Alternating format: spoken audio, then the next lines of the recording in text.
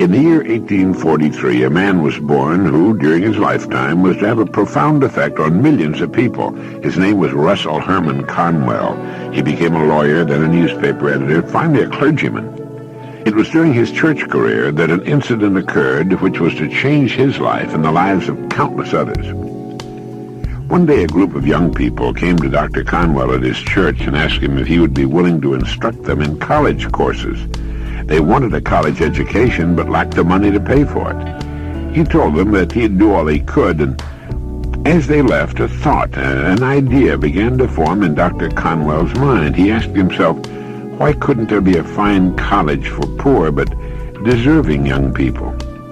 Well, here was a great idea, and he went to work on it at once. Almost single-handedly, Dr. Conwell raised $7 million with which he founded one of the world's leading universities, Temple University of Philadelphia. He raised the money by giving more than 6,000 lectures all over the country, and in each one of them he told the story called Acres of Diamonds. This was a true story which had affected him very deeply, just as it deeply affected his audiences. The story was the account of an African farmer who heard tales about other settlers who had made millions by discovering diamond mines. And these tales so excited the farmer that he could hardly wait to sell his farm and search for diamonds himself. So he sold the farm and spent the rest of his life wandering the vast African continent, searching unsuccessfully for the gleaming gems which brought such high prices on the markets of the world. Finally, in a fit of despondency, broke and desperate, if I remember the story, he threw himself into a river and drowned. And meanwhile, back at the ranch, the man who had bought his farm one day found a large and unusual stone in a stream which cut through the property. The stone turned out to be a great diamond of enormous value, and he then discovered that the farm was covered with them. It was to become one of the world's richest diamond mines. The first farmer had owned literally acres of diamonds, but he had sold them for practically nothing in order to look for them someplace else. If he had only taken the time to study and prepare himself, to learn what diamonds look like in their rough state, and had first thoroughly explored the land he owned, he would have found the millions upon millions he sought right on his own property. The thing about this story that so profoundly affected Dr. Conwell and subsequently millions of others was the idea that each of us at this moment is standing in the middle of his own acres of diamonds. If we'll only have the wisdom and patience to intelligently and effectively explore the ground on which we now stand, the work in which we're now engaged, we'll usually find that it contains the riches we seek, whether they be financial or intangible or both. Before we go running off to what we think are greener pastures, let's make sure that our own is not just as green or perhaps even greener. You see, while we're looking at other pastures, other people are looking at ours. Someone has said if the other pasture looks greener, maybe it's because it's getting better care. There's nothing more pitiful to my mind than the person who wastes his life running from one thing to another, forever looking for the pot of gold at the end of the rainbow, and never staying with one thing long enough to find it. No matter what your goal may be, perhaps the road to it can be found in the very thing in which you're now engaged. It wasn't until he was completely paralyzed and forced to reach into the resources of his mind that a courageous farmer got the idea of producing exceptionally good meat products on his farm. And from this idea, one of the country's largest meat-packing companies was born. His farm contained acres of diamonds, too. So do all the farms. He had just never seen them before. An insurance man got the idea of going back to all the people in his files and really working with them for a change, serving them the way he thought they should be served. And that year he wrote an additional $700,000 of insurance and joined the $1 Million Roundtable for the first time. He found he no longer had to approach coal prospects by working with the people he had already sold, the people he knew. And on their referrals he found acres of diamonds right in his filing cabinet. A man from a small town amassed a fortune starting with a single service station. In the beginning, when things were tough, he would ask himself each morning, what can I do to increase my service to my customers? You see, he had the key. What can I do to increase my service to my customers? Well, he's retired now, and his son and daughter head a large, complex enterprise that all started with a small service station and a daily question that will virtually guarantee success in any undertaking. What can I do to increase my service to my customers? Answer that question in constantly new and better ways, and sales and profits will take care of themselves. Do you know what the so-called average person would have done in the case I just mentioned? He or she would have been worried about how bad business was, because in the beginning my friend had a hard time just feeding his family.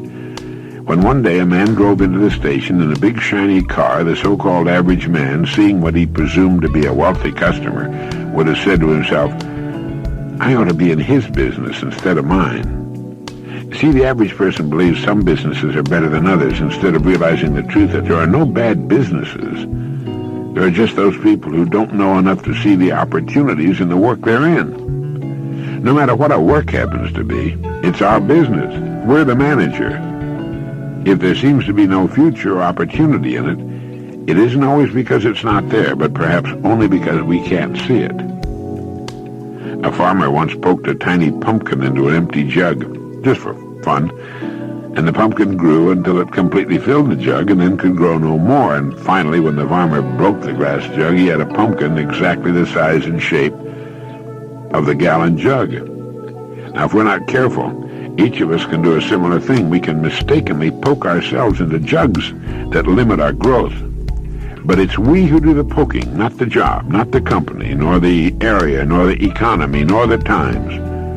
We do it. We should avoid such self-restriction and realize there's virtually no limit to our growth and development on the land upon which we now find ourselves, with our roots deep in the soil of a working philosophy of life such as the one offered by this program, and our minds and bodies in a climate of freedom.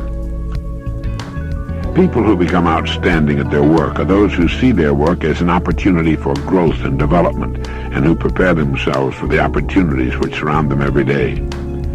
It was J.B. Matthews who wrote, Unless a man has trained himself for his chance, the chance will only make him ridiculous. A great occasion is worth to a man exactly what his preparation enables him to make of it. Preparation is the key. This means becoming so good, so competent at what we're now doing, we'll actually force the opportunities we seek to come our way. It takes imagination, creative imagination, to know that diamonds don't look like diamonds in their rough state, nor does a pile of iron ore look like iron or steel. Great opportunities lurk constantly in every aspect of the work in which we now find ourselves. In order to begin prospecting your acres of diamonds, start to develop a faculty called intelligent objectivity, the ability to stand off and look at your job as a stranger might, a stranger who considers your pasture greener than his own. To do this, start at the beginning. Within the framework of what industry or profession does your job fall? Do you know all you can know about your industry? How did it begin? When did it begin? Who started it? When? What is your industry's annual dollar volume? How fast has it grown during the past 20 years? What's its projected growth during the next 10 years? Do you know that many industries will double in size during the next 8 years? This takes only about a 10% gain per year. In short, start now to become a student of your industry. You'll be amazed at the results. In 5 years or less, you can become a national expert in your field, and it's the experts who write their own tickets in life. Just think of this for a moment. If you can see no limit to the growth of your own industry, doesn't it make sense to realize that there's no limit as to how far you can progress within its framework?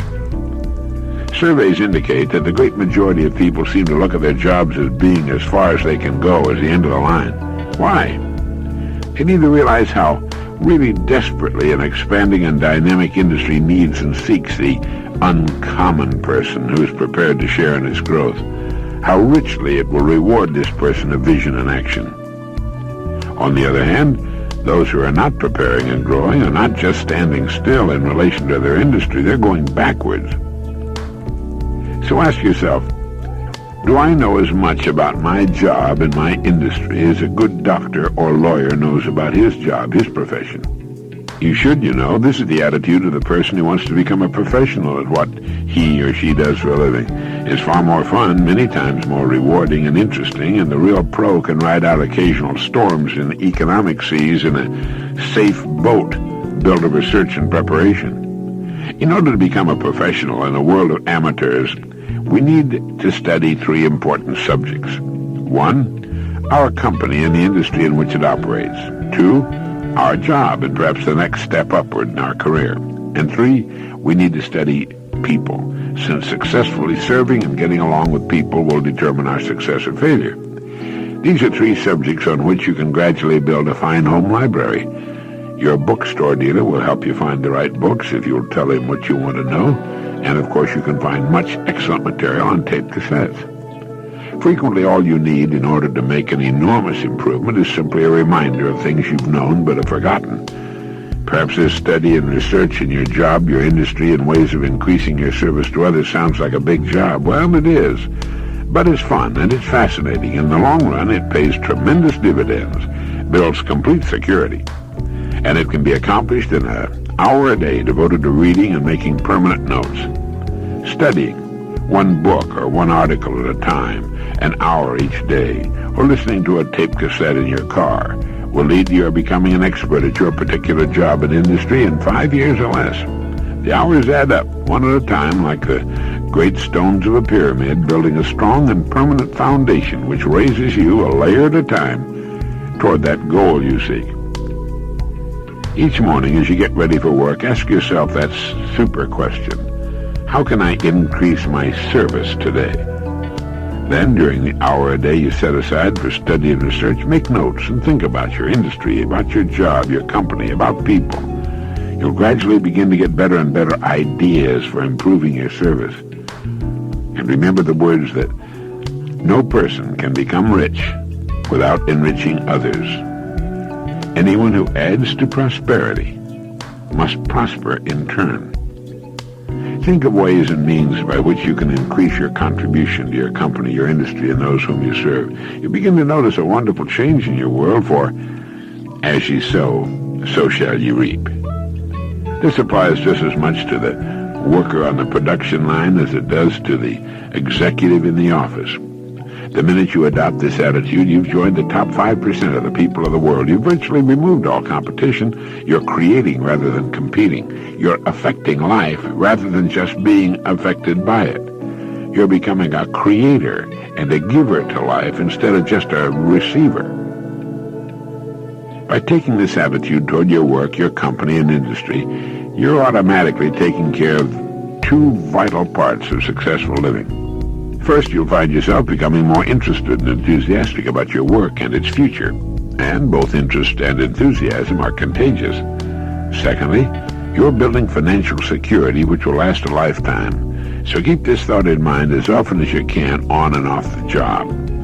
Somewhere in your present work, there lurks an opportunity which will bring you everything you could possibly want. It will not be labeled opportunity. It will be hidden in common, everyday garments, just as was the hairpin with which a man fashioned the first paperclip, or the dirty drinking glass which triggered the paper cup industry. Now, in closing, here are 12 points to remember. 1, if we'll develop the wisdom and patience to intelligently and effectively explore the work in which we're now engaged, we will very likely find it contains the riches, tangible and intangible, we seek. 2, before we go running off into what we think are greener pastures, let's realize our own pasture is probably unlimited. 3, there are no bad jobs. It's the way in which we go about our work that makes it good or bad.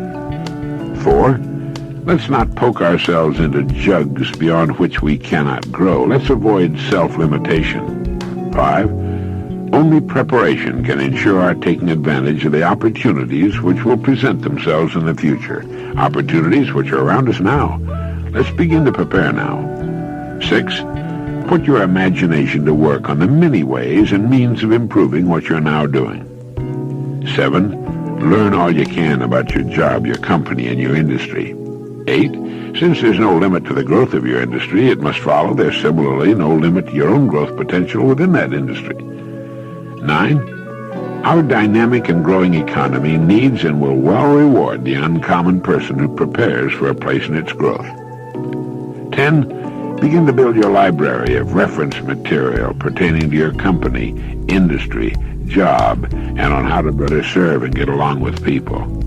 Most especially, as millions are doing today, turn your automobile into a learning center. Listen to tape cassettes as you drive along. 11. Set aside an hour a day for this study and research. And 12. Remember the story of the acres of diamonds.